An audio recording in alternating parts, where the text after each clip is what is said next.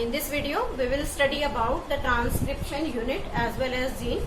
Last video में हमने transcription unit के बारे में कुछ कंटेंट पढ़ लिया था. Rest of the content for of the transcription unit is here.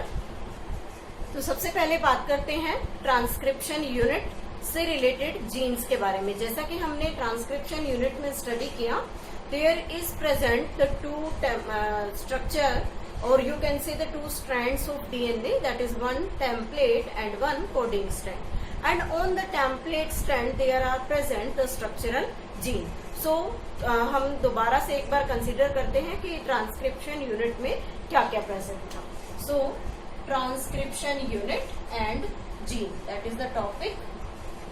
In this transcription unit we have studied about the gene. Gene, that is the structural gene. The genes are functional unit of inheritance. Inheritance means कोई भी character one generation से another generation में transfer हो रहा है तो उसके लिए रिस्पॉन्सिबल कौन है? Gene. That is the functional unit located on DNA के ऊपर लोकेटेड होते हैं. इसी के साथ अगर हम बात करें कि जब हम जीन को स्टडी करते हैं तो एक टर्म आती है सिस्ट्रोन. इंपॉर्टेंट है cistron. It is segment of DNA. Segment of DNA and this segment of the DNA we can say that it is means the functional unit, or you can say the segment of DNA coding for polypeptide synthesis. Coding for polypeptide synthesis means here the polypeptide means the protein. कि segment of DNA का एक ऐसा segment जो protein synthesis में help करेगा. उस structural gene को, उस सेगमेंट को हम क्या कहेंगे? सिस्ट्रोन कहेंगे. और इसी सिस्ट्रोन को हमने लास्ट वीडियो में भी पढ़ा था कि इस सिस्ट्रोन को हमने दो ग्रुप में क्लासिफाई किया था. What are these two groups? These cistrons are of two types. One is monocistron और you can say monocistronic, and second one is polycistronic. Polycistronic, monocystronic and polycystronic type of the structural gene. This monocystronic is found in eukaryotes, and this polycystronic found in prokaryote. What is the main difference between them on the basis of polypeptide synthesis? Monocystronic synthesize one polypeptide. It synthesize one polypeptide, and this polycystronic synthesize many polypeptide, or you can say more than one polypeptide. So this is the basic difference between the monocystronic and the polycystronic type of the functional segment of the DNA. Monocystronic found in eukaryotes, polycystronic in prokaryote, and synthesize one polypeptide and it synthesize the many polypeptide. जब हम polypeptide synthesis की बात करते हैं तो mainly हम कहते हैं कि पॉलीपेप्टाइड का सिंथेसिस हमेशा साइटोप्लाज्म में होता है with the help of ribosome. In both cases, in prokaryote और यूकैरियोट, दोनों केसेस में पॉलीपेप्टाइड का सिंथेसिस साइटोप्लाज्म में होगा. अब बात आती है कि जब हम ट्रांसक्रिप्शन की बात कर रहे हैं, ट्रांसक्रिप्शन कहाँ पर प्रेजेंट होता है, किस तरीके से ट्रांसक्रिप्शन का प्रोसेस होगा, वो सेल के कौन से पार्ट के अंदर कंप्लीट होता है. तो उसी के साथ साथ एक चीज और पढ़ते हैं कि जो आरएनए यहाँ पर बनेगा उस आरएनए में कुछ डिफरेंसेस प्रेजेंट होते हैं. तो वो डिफरेंसेस क्या हैं? तो सबसे पहले there is present exon. It is important. Cistron को जब हम करते हैं तो यहाँ हम एक टर्म पढ़ते हैं exon. Exons are the polypeptide synthesizing segment of RNA means एक ऐसा सेगमेंट आरएनए का जो पॉलीपेप्टाइड सिंथेसाइजिंग सेगमेंट है. It means that codes for polypeptide synthesis. इसी के साथ एक और टर्म आती है that is named as intron. Introns क्या है? कई बार जनरली हम यूकैरियोट्स में पढ़ेंगे कि यूकैरियोट्स में जो आरएनए सिंथेसिस होता है that RNA is heterogeneous nuclear RNA, hnRNA we can say it. This heterogeneous nuclear RNA is different from the mRNA. We can write here hnRNA, that is the heterogeneous nuclear RNA which is synthesized in eukaryote, and it is different from mRNA, that is known as the messenger RNA. We said that this mRNA is known as mature RNA. This M stands for messenger, not a mature. But this mRNA is fully recovered, you can say fully processed, and helps in formation of protein. So we can say it the mature RNA. And this hnRNA is not processed. It has some coding and some non-coding information in it. So the coding sequence is known as exon, and the non-coding sequence, or you can say it interrupted sequence is known as introns. And these introns not code for protein synthesis, not code for protein synthesis, कि ये कभी भी protein synthesis के लिए coding नहीं करेगा. So this is about the exon and intron. Now what will happen and where are they present? This exon found in prokaryote and eukaryote. ये दोनों सेल्स के mRNA में प्रेजेंट होता है, लेकिन जो इंट्रोन है that is found only in eukaryote. But जब प्रोकैरियोट में सिर्फ एक्सोन ही प्रेजेंट है तो ये एक्सोन क्या करेगा? पॉलीपेप्टाइड के सिंथेसिस में हेल्प करेगा. लेकिन जब हम यूकैरियोट में प्रोटीन सिंथेसिस को स्टडी करते हैं तो वहां हम देखते हैं कि इसमें एक्सोन जो पॉलीपेप्टाइड सिंथेसाइजिंग कोडिंग सीक्वेंस भी है और नॉन कोडिंग सीक्वेंस भी है. तो अगर कोडिंग और नॉन कोडिंग सीक्वेंस दोनों एक साथ प्रेजेंट होंगे तो पॉलीपेप्टाइड का सिंथेसिस नहीं होगा. इसलिए जब hnRNA की फॉर्मेशन हो जाती है तो उस hnRNA को प्रोसेस्ड किया जाता है सेल के अंदर, और वो hnRNA जब प्रोसेस्ड होगा उसमें कुछ सर्टेन प्रोसेसेस होंगे, वो हम ट्रांसक्रिप्शन इन यूकैरियोट जब पढ़ेंगे तब स्टडी करेंगे. तो इस hnRNA को फुल्ली मैच्योर mRNA में बदला जाएगा, and then this mRNA helps in the translation process as well as you can say the protein synthesis. So what is the main thing is here, that is the exon and intron.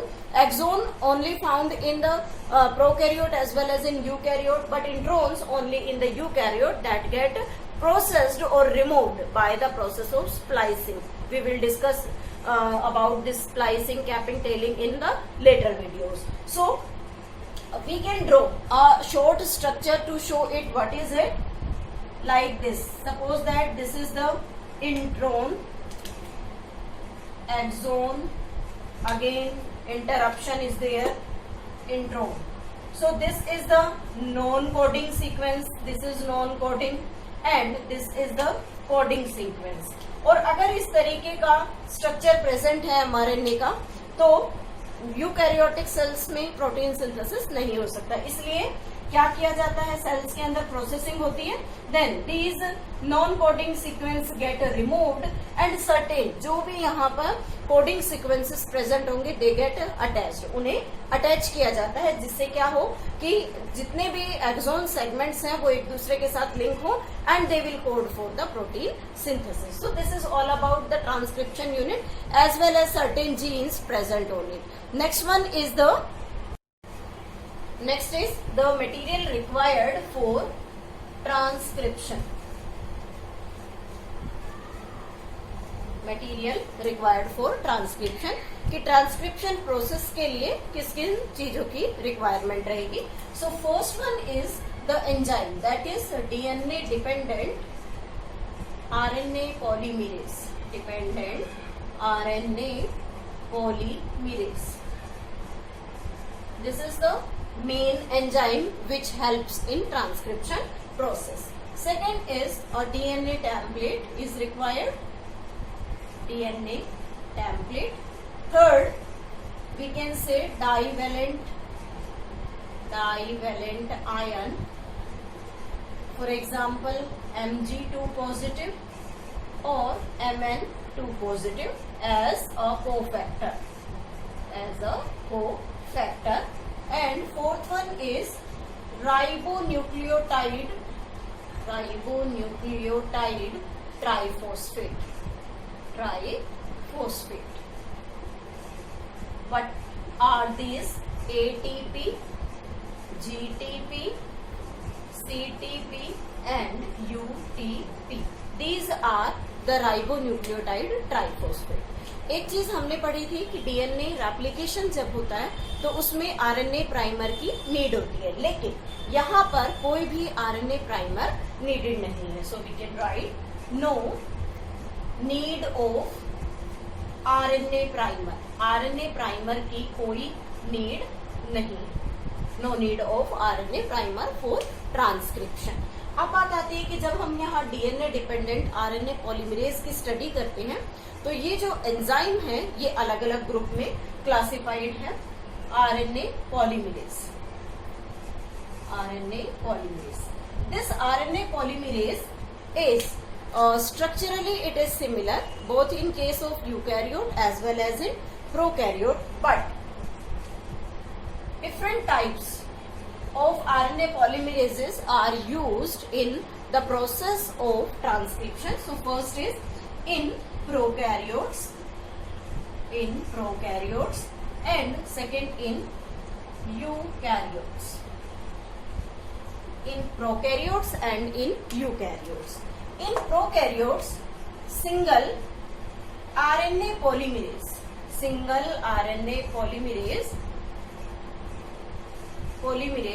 helps in formation of all types of RNA. Prokaryotic cell में RNA polymerases जो हैं वो एक ही type का होता है and this one type of RNA polymerase synthesize all types of RNA. और ऑल टाइप्स में हम बात करते हैं जैसे messenger RNA, transfer RNA and you can say the ribosomal RNA. लेकिन यूकैरियोटिक सेल में आरएनए पॉलीमरेज 3 डिफरेंट टाइप के आरएनए पॉलीमरेजेस 3 डिफरेंट टाइप के जो आरएनएस हैं उनकी फॉर्मेशन करते हैं. There are 3 types of RNA polymerase. We can say them RNA polymerase 1, polymerase first, RNA polymerase second, RNA polymerase third. 3 अलग अलग टाइप के आरएनए पॉलीमरेज जो तीनों अलग अलग टाइप के आरएनएस की फॉर्मेशन करेंगे. इसे हम पढ़ेंगे जब हम ट्रांसक्रिप्शन इन यूकैरियोट स्टडी करेंगे, तब हम देखेंगे कि कौन सा आरएनए पॉलीमरेज किस आरएनए की सिंथेसिस करता है. So this is about the enzyme, means what type of enzyme is required here. Next important thing, when we talk about the transcription in prokaryote, जब हम ट्रांसक्रिप्शन प्रोकैरियोट्स में study करेंगे तो वहां 2 special we can say the protein structures हैं जो transcription को initiate और स्टॉप करने में हेल्प करते हैं. तो one is there, that is the sigma factor. Sigma factor, this sigma factor initiate the process of transcription. Sigma factor process of transcription को इनिशिएट करेगा. Second thing, this sigma factor always binds with RNA polymerase. Sigma factor RNA polymerase के साथ bind करेगा. जब ये bind करेगा तो इसका स्ट्रक्चर क्या होगा, देखिए. This is the core of the enzyme. We can say it is RNA polymerase. RNA polymerase. और इसे हम कोर एंजाइम भी कह सकते हैं. It is also known as the core enzyme here. And inside it there is present the sigma factor. This is sigma factor. That sigma factor helps in initiation of the transcription process. और जब हम इस sigma factor को इस RNA polymerase से बाहर निकाल लें तो इसे हम क्या कहेंगे, कोर एंजाइम कहेंगे. So this is the sigma factor, that is a segment of the protein which helps in initiation of the process of transcription. Second factor is named as rho factor. This is rho factor. This rho factor helps in termination of transcription. Transcription को terminate करने में help करेगा. Of transcription. तो हम ये आगे पढ़ेंगे अभी कि जब आरएनए सिंथेसिस हो रहा है in case of prokaryotic cell, so what is the role of sigma factor as well as the rho factor in initiation as well as the termination of the process of transcription. Next is transcription in prokaryotes.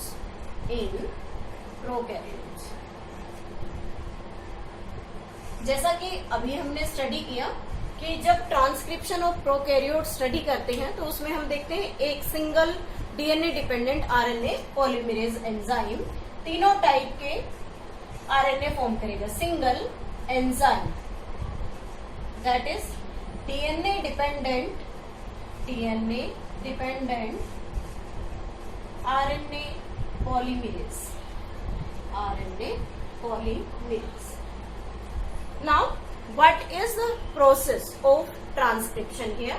So, we are taking here a segment of DNA, जैसा कि हमने structure में देखा था और you can से material required में हमने स्टडी किया था. तो यहाँ हम एक टेम्पलेट स्ट्रैंड और वी कैन से एक डबल हेलिकल स्ट्रक्चर डीएनए का कंसीडर कर रहे हैं. एंडिंग्स लिख देते हैं. This is the 3' end and this one is the 5'. And when we take this structure, then this one is 5' and this one is the 3' end. अब यहाँ सबसे पहला जो स्टेप होगा that is initiation. Initiation means process की starting. तो जैसे ही यहाँ प्रोसेस स्टार्ट होगा तो सबसे पहले the core enzyme which is named as RNA polymerase here, and the sigma factor helps in binding of this RNA polymerase to the template of the DNA. So there is present sigma factor. This is named as sigma factor. अभी हमने बात की थी कि sigma factor RNA polymerase की binding में help करेगा और वो कहाँ जाकर बाइंड करेगा और नया सिंथेसिस. हम पहले भी बात कर चुके हैं, न्यू सिंथेसिस हमेशा 5' to 3' एंड की तरफ होगा और टेम्पलेट की जो पोलैरिटी होगी वो हमेशा 3' से 5' मीन्स लाइक दिस. और इस स्ट्रैंड के पैरेलल आरएनए का सिंथेसिस होगा. तो this sigma factor binds here helps in recognition of the RNA polymerase as well as binding to the 3' end, so that the new synthesis will takes place in 5' direction, means from 5' to 3' end. Now when this get bind to it, then the process of transcription will initiate. Next step is elongation. Second step is elongation. Now what will happen during the elongation process? Again we will consider the structure of DNA. We can draw it broadly like this. Again this is 3', 5', 5' and 3' ends are here. Now the RNA polymerase reaches there. अब जो RNA polymerase है वो कहाँ पहुंच गया? Mainly central position, means इसने यहाँ से एक्सटेंशन शो किया है और RNA polymerase step by step enzymes की और यू कैन से RNA की फॉर्मेशन करते करते यहाँ तक पहुंच गया. सिग्मा फैक्टर सिर्फ इनिशिएट करेगा प्रोसेस को, उसके बाद का सारा काम RNA polymerase करेगा. तो हम इसे यहाँ पर सिंपल RNA polymerase या इसे कोर एंजाइम कह सकते हैं, RNA polymerase, or you can say it core enzyme. And this RNA polymerase helps in elongation of RNA. तो यहाँ हम देख रहे हैं कि जैसे यहाँ RNA polymerase आ गया, तो इट मीन्स इतने बड़े स्ट्रैंड के साथ उसने ट्रांसक्रिप्शन किया है, यानी कि mRNA बना लिया. तो यहाँ हम इसके साथ ये स्ट्रैंड जोड़ देते हैं. दिस इज द mRNA जो इस स्ट्रैंड के साथ सिंथेसाइज हो चुका. और इस mRNA की जो पोलैरिटी होगी वो किससे स्टार्ट होगी? 5 से. क्यों? क्योंकि वो किसके पैरेलल बन रहा है? 3' एंड के पैरेलल बन रहा है. And this will proceed as such कि ये धीरे धीरे आगे तक प्रोसीड करेगा. थर्ड स्टेप आता है इसका termination. Termination. When the termination step proceeds, then what will happen? First of all, again we are considering the segment of DNA, and at the end there will be a row factor. This is the row factor. That row factor is also known as termination factor, which helps in completion or you can say stopping of the RNA synthesis. ये RNA synthesis को stop करेगा. तो यहाँ हम ends ले लेते हैं. Again 3', 5' end 3' ends are there. और अब यहाँ तक जब ये कंप्लीट हुआ तो यहाँ से ये जो RNA की फुल लेंथ है 5' से ये यहाँ तक बन चुकी. और जैसे ही टर्मिनेशन पॉइंट आया, rho factor will attach to the RNA polymerase and stop the process of transcription. और जैसे ही रो फैक्टर एक्टिव होगा, then the process of transcription will stop. और ये जो mRNA है it will separate and this is known as mRNA. और यहाँ जो mRNA बना, हम प्रोकैरियोट की बात कर रहे हैं, तो ये जो mRNA ये फुल्ली मेच्योर mRNA है. It need not to be processed. इसे हमें प्रोसेस्ड करने की जरूरत नहीं है. 2 या 3 इंपॉर्टेंट पॉइंट्स हम लिख सकते हैं कि जब हम प्रोकैरियोट या बैक्टीरियल सेल में आरएनए के फॉर्मेशन की बात करते हैं तो कुछ इंपॉर्टेंट चीजें आती हैं कि सबसे पहले processing is not needed. Processing not needed. किसी भी टाइप की प्रोसेसिंग की नीड नहीं है. Second we can say bacterial cell में जो भी प्रोसेस होगा साइटोसोल के अंदर होता है. जो भी प्रोसेस है मतलब है कि आइदर ट्रांसक्रिप्शन और translation means formation of RNA as well as formation of protein. तो दोनों चीजें जो है वो साइटोसोल के अंदर ही होती है क्योंकि यहाँ पर न्यूक्लियर एनवेलप प्रेजेंट नहीं है. तो सभी मैकेनिज्म साइटोसोल में चल रहे हैं. और थर्ड थिंग क्या है कि साइटोसोल में प्रोसेसिंग चलने से क्या होता है कि कई बार translation begins just before completion of transcription.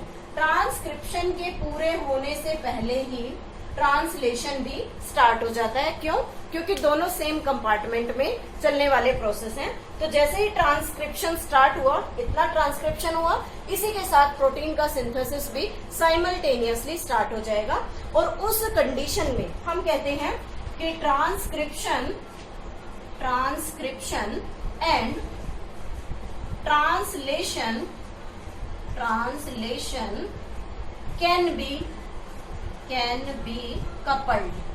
can be coupled why? क्योंकि दोनों सेम टाइम पर चल रहे हैं। और वो क्यों होता है? Because both the process takes place in the same compartment. So this is all about the transcription in prokaryote. In the next video we will study about transcription in eukaryotes.